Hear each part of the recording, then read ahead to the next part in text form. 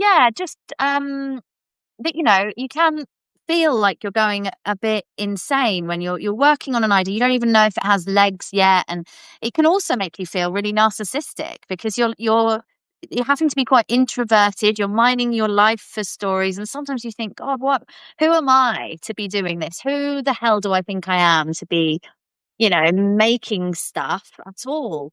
Um, but yeah, I have to believe that it's important, and that we need to keep doing it. I think it is, and that's kind of our perfect start, because I'm so grateful to you to give this time, to have this chat, and for me to ask you to tell me your story.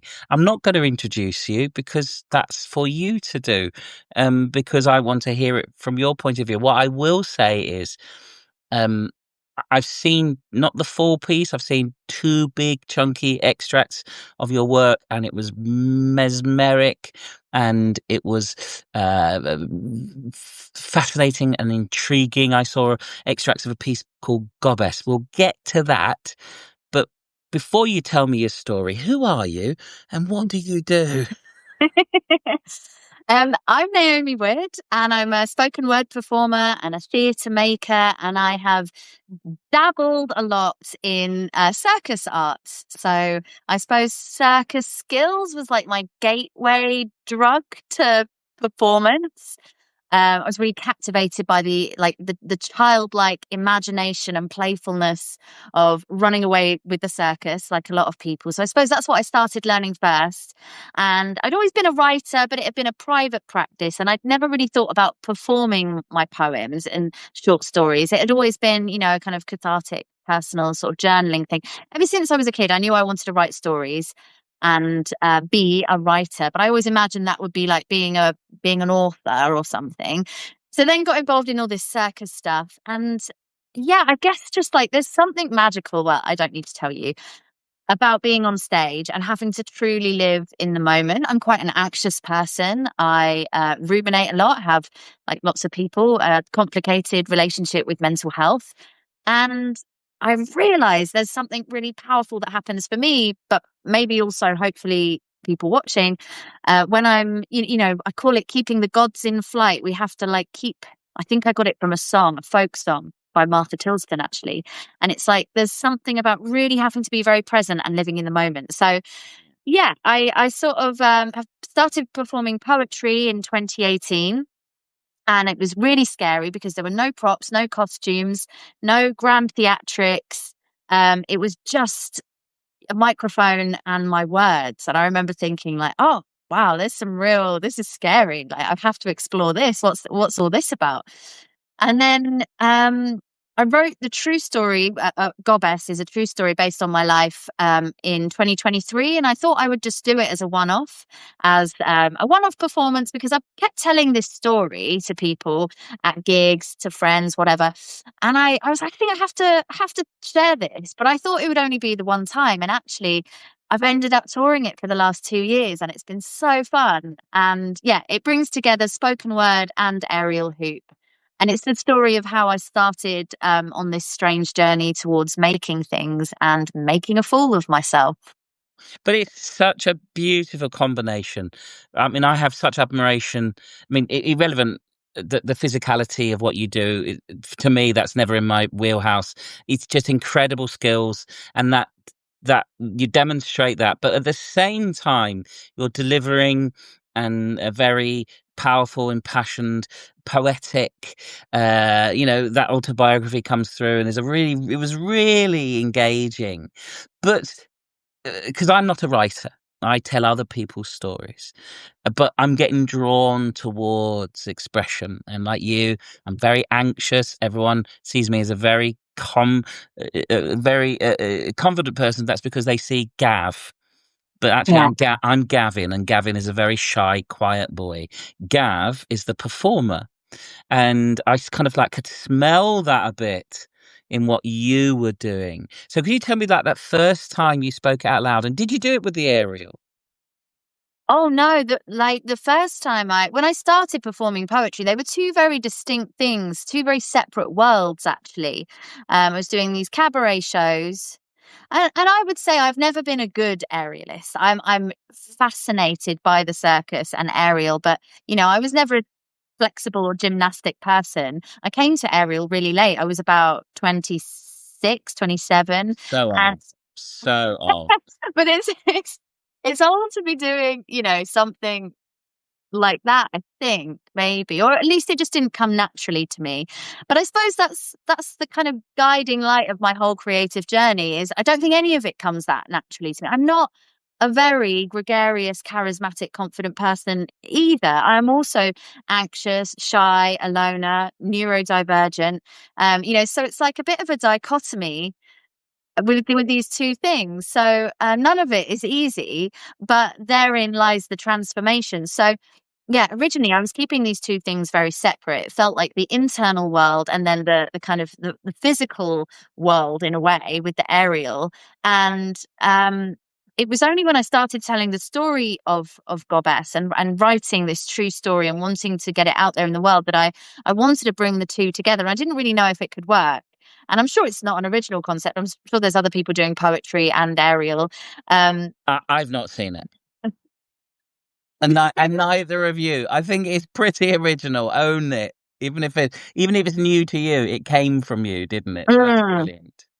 Yeah, I guess I was thinking about, with something, particularly with like the female body, where we project so many stories onto that, and the being looked atness of all of that, particularly with Ariel and doing these cabaret shows, which can appear quite glamorous.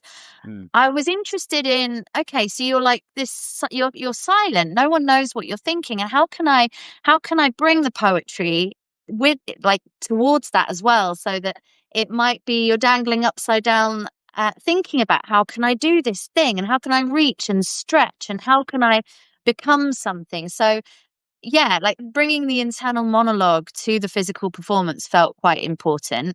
I'm still figuring it out, really, because sometimes it goes better than others. It's a whole ride. The only thing I've ever seen, and it's nothing like your work, there's a brilliant performance artist, dance artist called Rowena Gander, who has done a piece where she's reclaimed the pole from the male gaze, whilst overlaying her own experience as a performer, a female performer. And so the only similarities there for me is that combination of that intensely skilled, which you have as well, physicality with that crafted poetry. Why did you choose to go so autobiographical without giving too much away, or as much as you want? It's your piece. I guess the poems already existed. So I had the bare bones of these poems, and then the way I write is just naturally very conversational and autobiographical, because I'm spending a lot of time alone in my head. And so I started, I guess, when I was doing poetry nights. You have an order that you put these poems in that has a through line of a story. Like, how do they connect with each other? And when you perform poetry, you have a bit of preamble or paratext that goes between the poems to explain what they are and how you got from that idea to that idea. And then I started to realize that naturally coming through these poems and my order of linking them was this story of transformation and discovery anyway. So then, in sitting down to write a 1-hour show, I just fleshed out the bits between the poems. I fleshed out the idea of, okay, so this idea of freedom that I got, that I witnessed in like running away to the circus, I also saw in this other place, in nightclubs or on dance floors. So you're like creating connections all the time. So it's not staccato vignettes, which is one of the things I like about poetry. Is poems can be short and sharp and visceral. They can be only like 30 seconds long and really like blow you open. And I think that's what I really like about them. And as someone writing poems, they're enjoyable because you can do a poem in a day. You can finish a poem in a day. So you got that dopamine hit of completion. So yeah, I guess in creating the story and fleshing out the story of Gobbess, I wanted to, just sort of like lean into the truth, and there's always a bit further that we can go. So after doing the debut of the show in 2023, I realized, okay, I could go a bit deeper. I could go a bit further into, well, what is that insecurity? What was that voice that made me think, who are you to like wear a frilly costume and parade around in the air? Okay, I can go a bit further. And I realized people had the capacity for it. They had a vast capacity for hearing me tell embarrassing stories, and that it was landing well. So yeah, I think that's where it came from. And I've seen that the 2 times that I've seen you perform Gobbess, I've seen the audience just, lean in to what you're saying, and they want more, and they want more, and obviously they were seeing extracts, and I've not seen the full piece, and I want to see. But there was all, I mean, and I know you're talking about the aerial, the frilly costume, but there was something mythological about this character, and I'm talking about the character. I know it's autobiographical, but how much do you lean into those archetypes, those other external female archetypes, and then draw them into yourself? Because I just got this kind of eternal character portrayal as well from it. Interesting. Yeah, I really love Angela Carter's Nights at the Circus. Yeah, yeah. And that character Feathers, he's this like outrageous, bombastic, um, cabaret caricature, which was, when I read the book at the time, quite unusual to see female characters written like that, or at least I felt that it was transgressive and exciting and subversive. It wasn't just like, the Madonna whore thing or the No. good girl. She was quite ambiguous. And especially because she encapsulates this idea of flying and risk and magical realism. I think that really captivated my imagination. And I've often wondered, well, what is it about Ariel that and I think because I have a lot of flying dreams and I've had them since a kid. And I think there's something of that, like you say, mythological, like desire to transcend and the borders of the self and see what might be possible. It's something to do with that. So I definitely think, yeah, inhabiting that's a big part of the story. But also I realized that it's like allowing the child in me to be there. Like, so much of when I was performing the first few years, I was trying so hard to be good, pointed toes, the perfect whatever. And I realized actually something more powerful happens when you allow, I mean, for me, I think there's all sorts of ways of performing and people have to find what works for them. But that I found it worked best for me, and I had the most fun when I could be this more childlike, scrappy person that wasn't polished. And a few people, even before I was touring Gobbess, a few people said it to me at aerial gigs that I wasn't necessarily the most graceful, but I looked like I was having so much fun. And I think that's a lot to do with what your face is doing. And, like with Ariel in particular, it's like you're almost surprised yourself that you managed the move. And you're like, yeah, look at me doing the thing. I'm doing it. Mom, look at me. I'm doing the thing. So I find that something better happens when I'm in that place. But that's where the difference is between being an actor, perhaps, and a performer. I consider myself a performer because I like you, I think I draw my audience into my storytelling work, particularly with the family.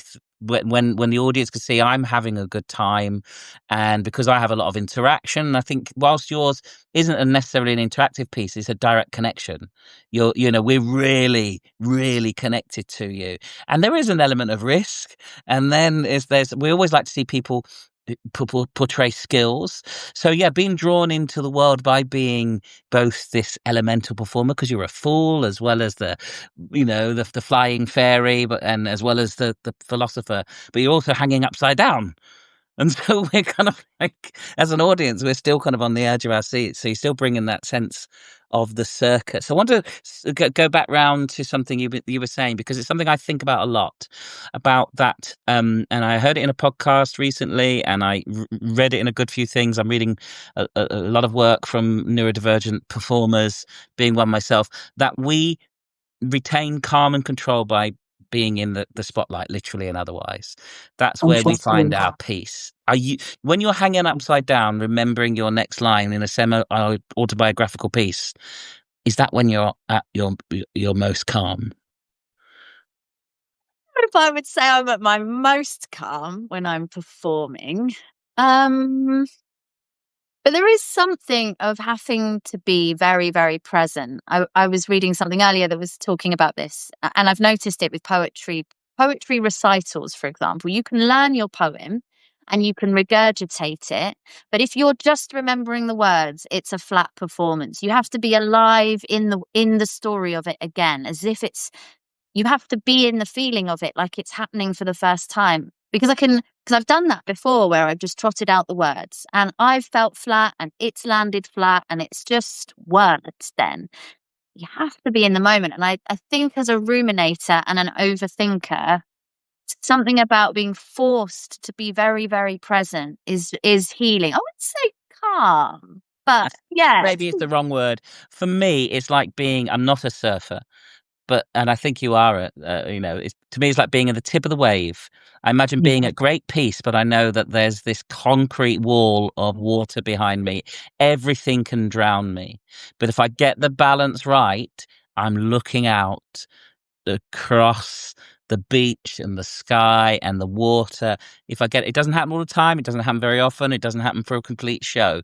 But I also know that no one else can get me. I'm in charge for that small, and so that's where I find, I suppose by peace I mean like the eye of the storm.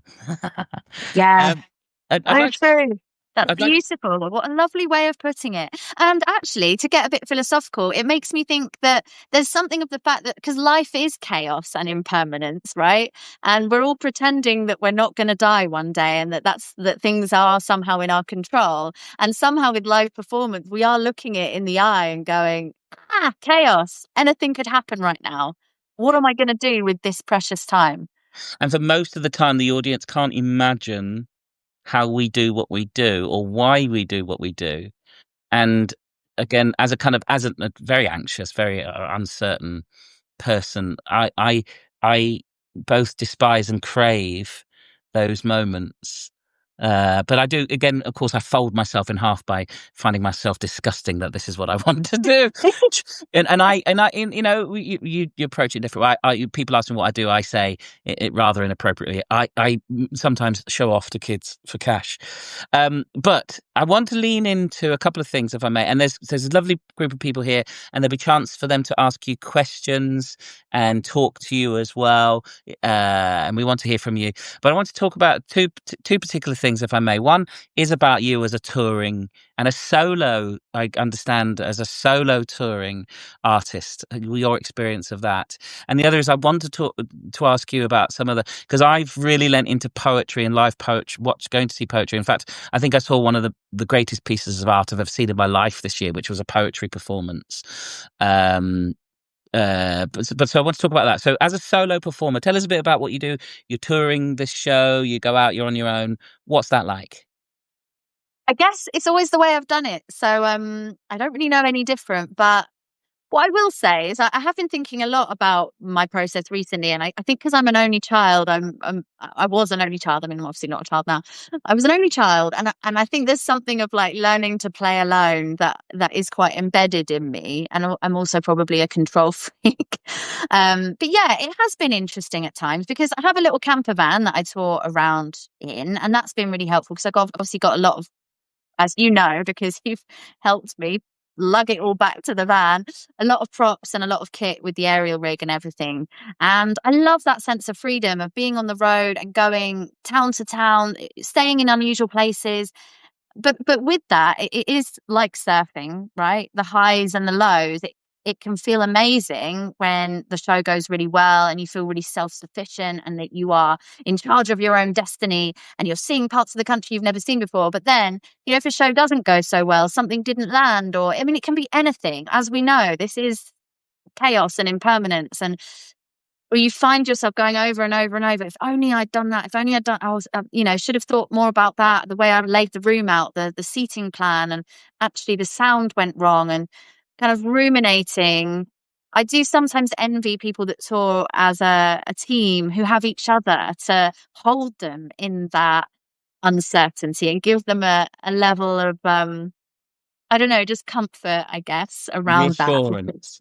I think Yeah. my brain gives me about an hour and a half of the endorphins, well, the dopamine of like, "Oh, that was alright," and then my brain starts saying, "Well, maybe not everyone. It was okay." So, yeah, when that starts to seep out and yeah, Yeah. I think very similarly to you. So what 'cause you do festivals and theatre, and we both do well, are about to do something called rural touring. What type of venues and places have you been to? These quirky little spots? Oh, so I guess last year I did a lot of fringe festivals. I did Tunbridge Wells Fringe, Lancashire Fringe, Brighton Fringe, and Edinburgh Fringe. And this year, I was lucky enough that because I'd already toured last year, Jackson's Lane were really, really supportive, and they recommended me to a few other venues. And I think because now the show had been on the road for a little while, places came to me through recommendations, which was really exciting. So it's been really varied, but it's been a lot of um, small to medium theatre spaces. I did Worthing, the Acorn in Penzance, and the Exeter Phoenix, among others. So, yeah, they're usually places that are willing to take a risk on quite an unusual show. I've been very lucky in that these places have, because like it's not like a band or like music that people maybe, or even comedy where people can sort of have an idea of what they're going to get. It's like spoken word, funny, moving, or it might make you cry. Some of it's upside down. It's quite hard to explain. So I've been really impressed at how much people are willing to take a punt Yeah. on something pretty weird. But I think having seen it, it's not a risk. I think any venue were with the right audience and that right, tell people what it is. That spoken word performance, honesty, open is such an engaging piece. And I'm going to make sure I get to see it. What's the plan for the piece? Because I kind of like never retire a show. I'm always, always thinking about the one I'm just about to do, the one I've got to do next year, and then somebody's going to ask me what I'm doing the year after next. What's your Wow. kind of like um planning for what you're doing next? Have you got anything bubbling? I always have things bubbling. Things bubbling. I mean, because this is the first show I've ever made, a full length hour long show that I've made and toured, I sort of didn't know what a lifespan of a show should be. Like I said, I thought I was just going to do it once. I did it at Brighton Spiegel Tent for Brighton Fringe in 2023, and thought, because I had some friends involved with that luckily gave me a chance, and then it grew a bit more, and then it grew a bit more, and I don't know how long you should be touring a show, but every time I think, oh, I'm coming to the end, a few more get booked in, and I'm just here for the ride. So I don't really know, but I have got these other ideas of, I've got various other poetry collections that I'm working on, and some creative nonfiction, because I'm really, really enjoying this memoir style of writing. I've been reading a lot of Rebecca Solnit recently with this like kind of creative journalism and chronicling of her life, which I find really interesting. So, yeah, I've got these other ideas on the go. But yeah, I guess I'm just going to keep doing Gobbess for as long as there is need for it or desire for it. I think that's good because I do think maybe we think in the Edinburgh Fringe cycle, something has a life for a certain amount of time, but actually, with all of those gigs, the percentage of people that've seen it is still very small, and there's loads of other places. And then, for me, I'm trying to build relationships. I do take a show somewhere, and then I hope they'll take the next one, and then I'll hope, so it's just about building that. I would really like to ask you who you would signpost us to, who's in that realm of what you do. People, I always think about things. I don't know why we get stuck. When I'm in my 50s, when I meet somebody who's like 1 year older than me, that was in the year above me in school, and they think they've got it on me, I'm like, give it a rest. But I do think I'm perhaps in like the first year, and I look up to the sixth formers of what I do. That's where I want to be, the real grown-ups. Who are the people who do what you do that you look up to? Oh, wow. Okay. Yeah. So many. Where do I even begin? I absolutely love Rosie Carrick, who has also been a great mentor to me. She was definitely one of those people I really looked up to. So she's also from Brighton and is an incredible academic and poet, and has made and toured several shows. So her last show, Musclebound, was all about female desire, and was really funny and engaging and totally original. So I think she was always someone that existed in my orbit, who was like in the years above me, who I really, really looked up to. And then fortunately in the last couple of years, I've got to spend more time with her through, I guess, meeting her at shows and festivals and things. So everything that she does is incredible. And actually at Glastonbury, I got to see loads of great performances. Oh God, on the spot, Hannah Silver was incredible. I'm trying to think. I saw a little bit. Ruminate upon it, because Okay. I could in whilst you're doing that, I've got another thing I'd like to ask you. But if anybody here in the chat wants to ask a question, you can type it in, and then I'll capture that afterwards. I might not ask them straight away. We'll get through them, I'm sure. So now's the time to start thinking of a question, and then type it in, and I'll capture it. So that's giving you a bit of thinking time. Who else? So I really love, I mean, it's like there's kind of people in the orbit doing slightly different things, but Grace Petrie, the protest singer, and Molly Naylor, Yeah. incredible poet and podcaster and screenwriter, yeah, that's the word. Definitely there in my Yeah. orbit and years above me at school, the sixth form, if you like. Oh God, so many. I really love Olivia Gatwood in America, the poet Olivia Gatwood. She's just on her Instagram the other day posted a beautiful poem about her hair going grey, and she has a real like deep and philosophical and like poignantly feminist way of writing that's really enjoyable. Those are great. I saw Joelle Taylor perform Canto this year. Amazing. Yes, she would have been on my list as well. Of Absolutely course, incredible. we're always, and to me, I was really pleased. Not only that I saw it, I got to see it with my son. He's 16 at the time, and both of us were so drawn into the world. I think, she does what you do, creates a world which is both visceral, mythological, real, painful, honest, funny, and yeah, we're both of us kind of like we're breathless at the end. To me, I said that was lightning in a bottle. You don't get to see art like that very often. We really don't. Yeah. Have you read her book, The Night Alphabet? No, I haven't, but I need to.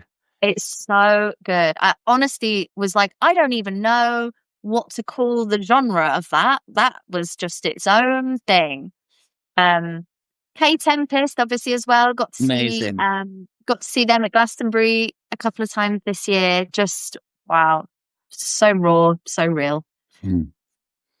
Yeah, to me, I really admire the spoken word artist, the poet.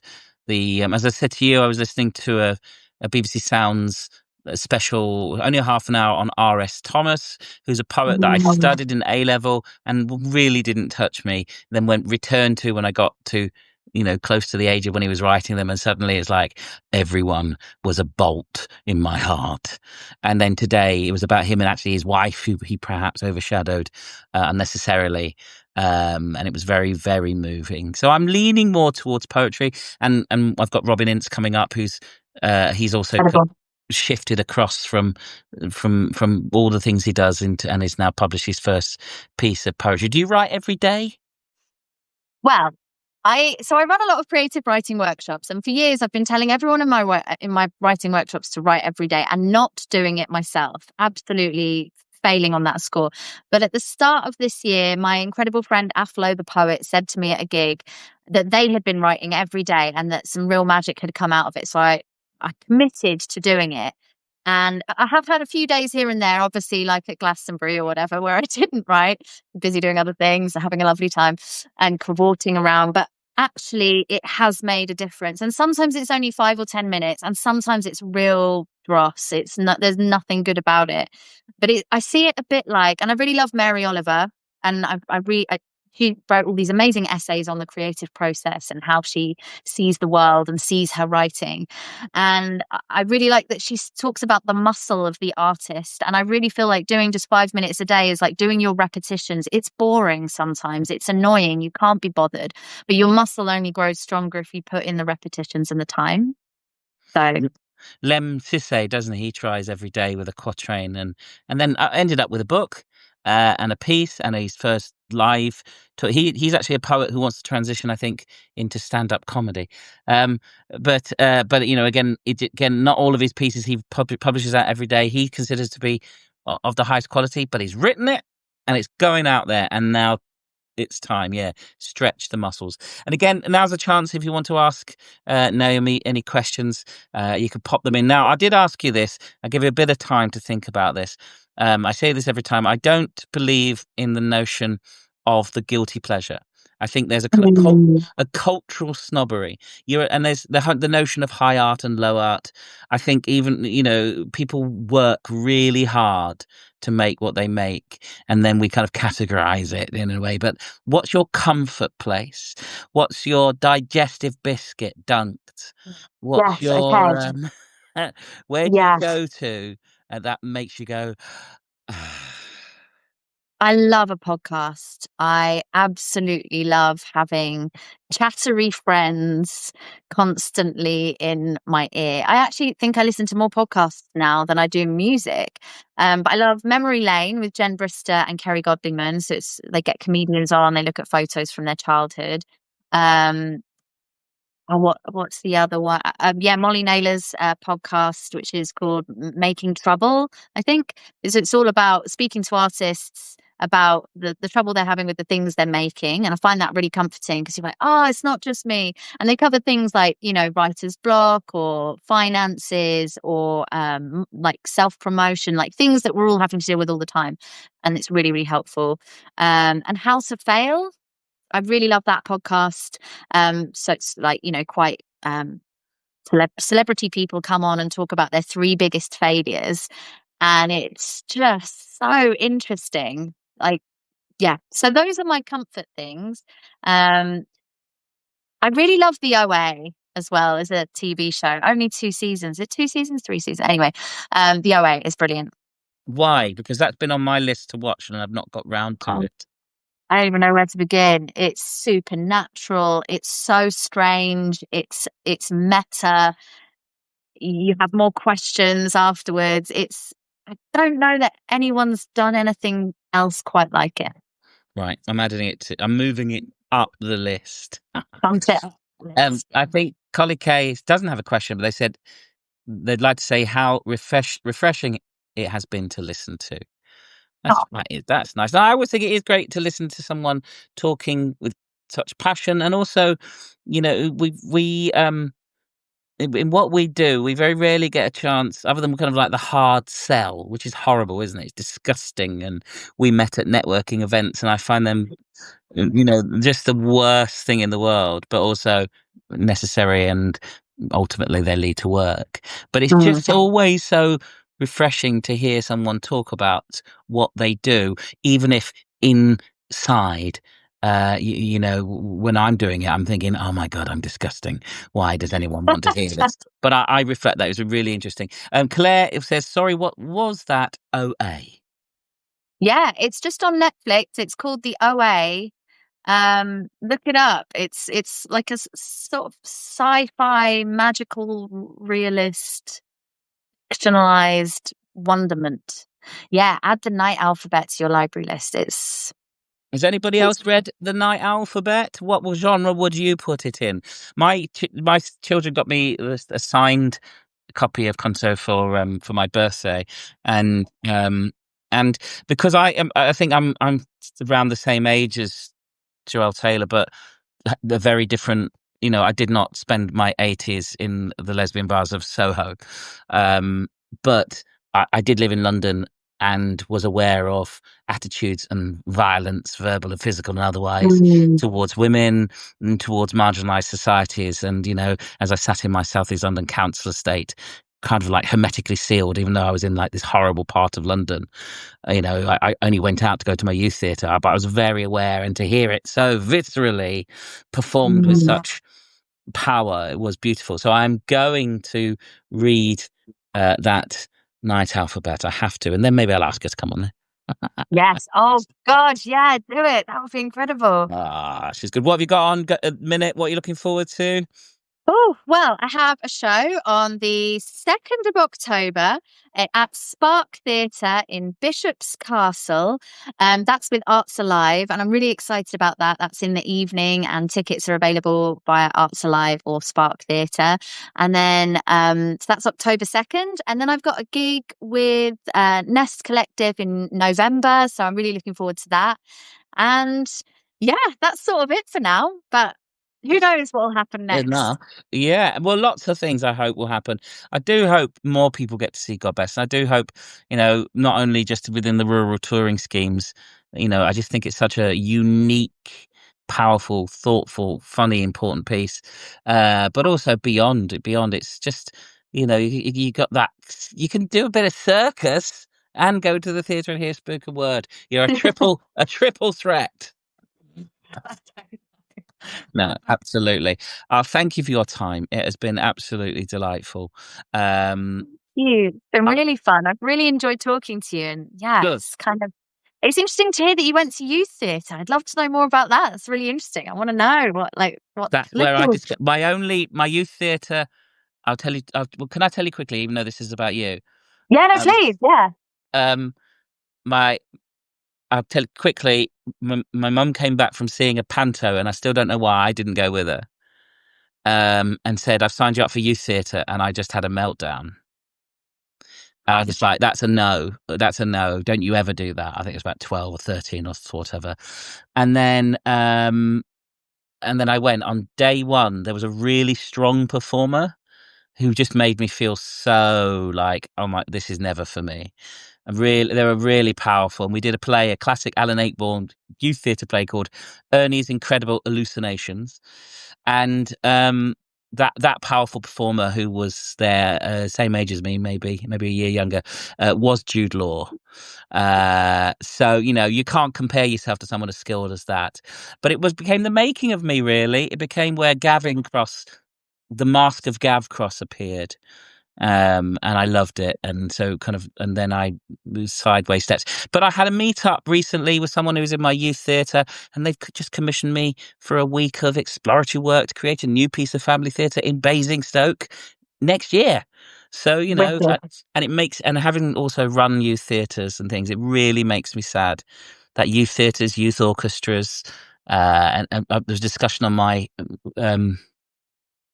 one of my social media platform about how it costs families 30 quid to take kids to the theatre because the coaches cost £600, and the things that we Ken Livingston paid for when I was a kid going to the theatre,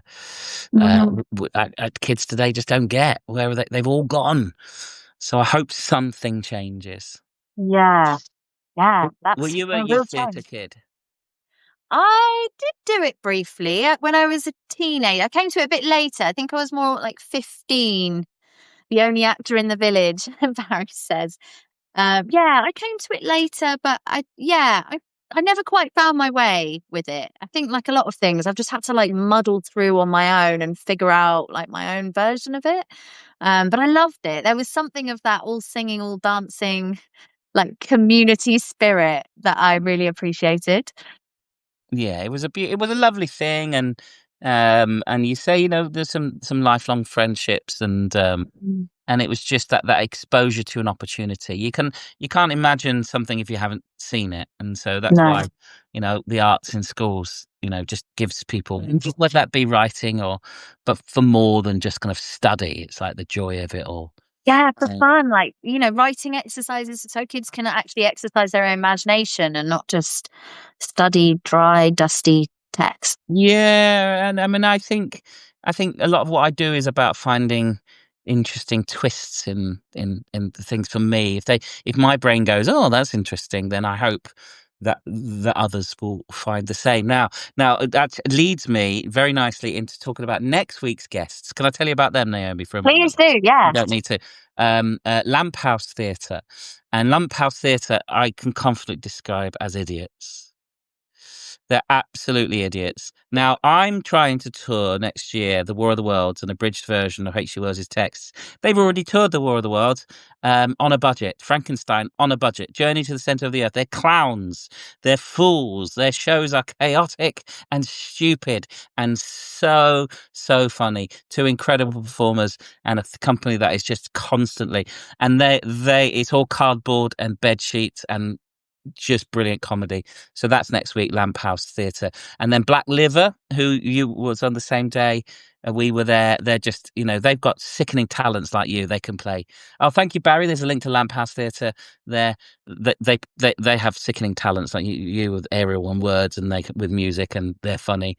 And then Robin Ince, broadcaster poet.